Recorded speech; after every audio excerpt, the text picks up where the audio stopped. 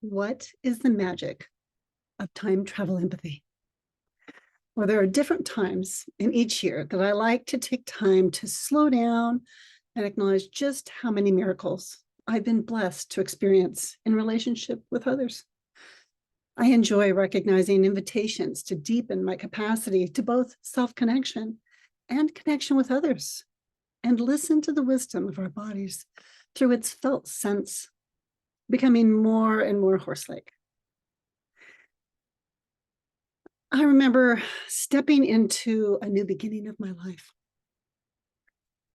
in partnership with my majestic herd and collaboratively growing with warm community. This continues to be an ongoing relational practice. A huge part of my learning journey has been intentionally developing my ability to be willing to trust that not only is it possible, but that it's safe to receive deep, meaningful support for myself. Allowing myself to be vulnerable, transparent, and curious in relationship with a collaborative community of others, sharing resonant space, exchanging warm, resonant language, and maintaining open hearts and minds.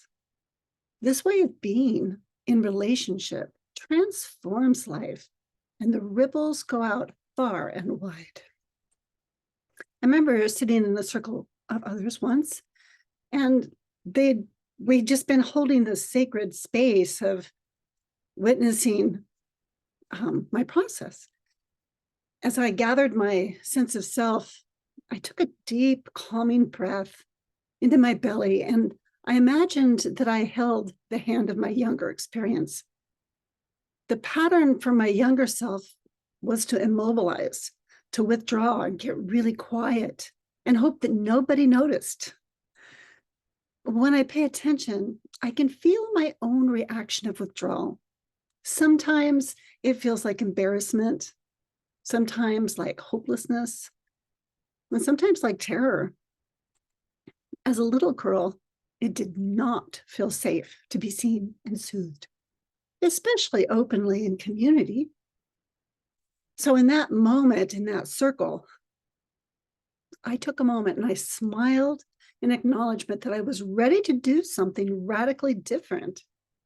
I was able to take the deep dive of trust into a new and large community of support, where the magic of time travel empathy awaited me.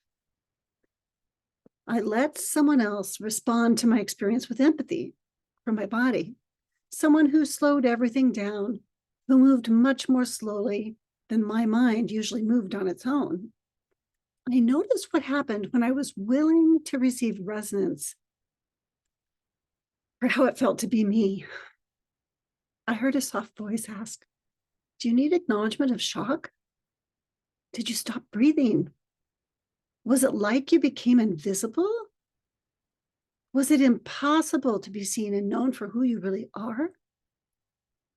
Do you need to know that you are loved, that you are held with delight and welcome on this earth? Do you need to physically sense that you are wanted?" I even experienced that it was possible to be comfortable with long silences as I was held with warm resonance within the time travel empathy processes. I wept as I was supported to connect present day alarm and confusion with past moments of receiving someone's anger and mixed messages.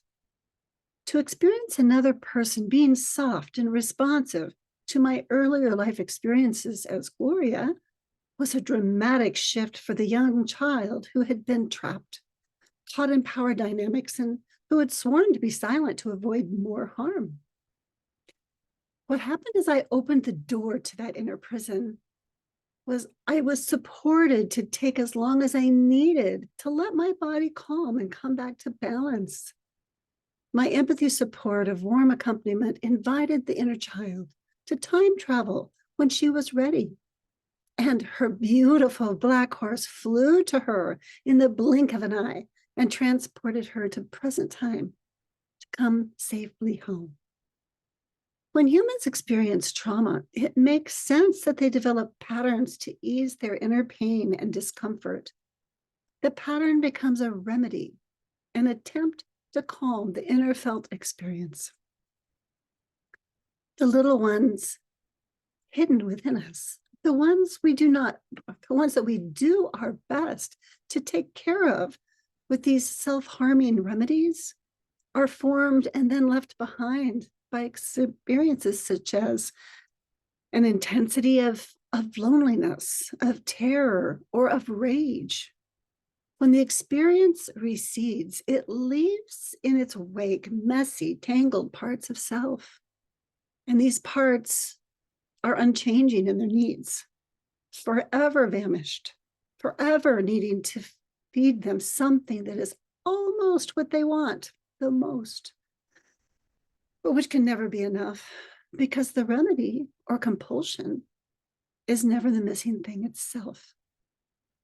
When we slow down and are willing to receive resonant accompaniment, someone who stays beside us with warmth, care, and curiosity, our trauma experience is accompanied in an entirely new way.